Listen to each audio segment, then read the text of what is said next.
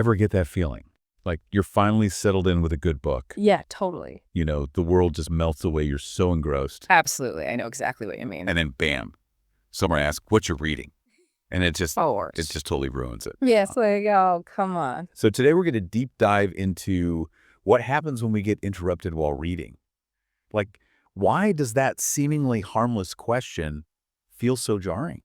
Well, I think the thing about reading is that it's not just passive, especially when you're really immersed in a book. It's a lot of work. Yeah, it's a ton of work cognitively. Like you are building these worlds in your Right, you're mind. piecing together all the plot lines and the characters. Exactly. I always say it's like mental juggling. Oh, like that. Instead of bowling pins, it's like, emotions and historical facts and complex relationships. So many details. It really is. And just like a juggler, any little distraction can make you drop everything.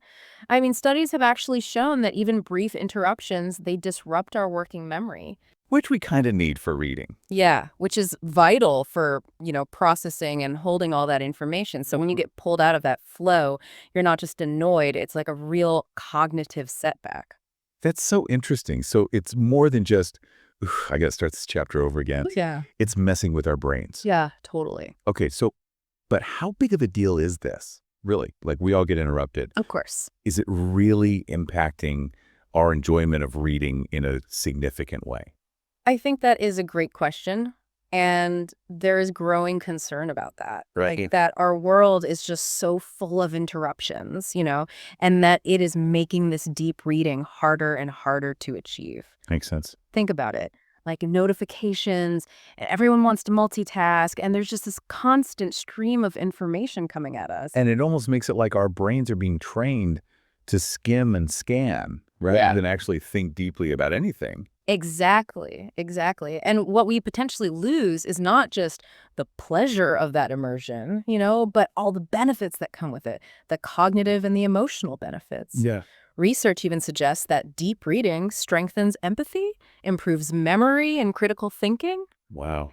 and it can even reduce stress. It's like a mental workout, with all these lasting positive effects. Huh. It makes you wonder if there's a connection then between our interruption-heavy culture and a potential decline in reading comprehension, or a shift away from more challenging books. That's a really complex issue. Yeah. But I do think some experts believe there is a correlation there. But, of course, not all interruptions are created equal. Like someone asking you a quick question about dinner is way different than the constant barrage of notifications we all get. Context definitely matters. So while we can't avoid all interruptions, For sure. it's about being mindful, I guess, Yeah. of when and how we interrupt people. Yes, especially when they're clearly engrossed in a book. It's about respecting their mental space. Right. Absolutely. Recognizing that it is a valuable activity and it has individual and societal benefits. So what can we do about it? Should we all go live in silent retreats to get our deep reading fix? Maybe, but, probably not realistic for most people. Right. But I think even just creating a little no interruption zone at home, Yeah, I like that. being more aware of our notification habits, that can help a lot.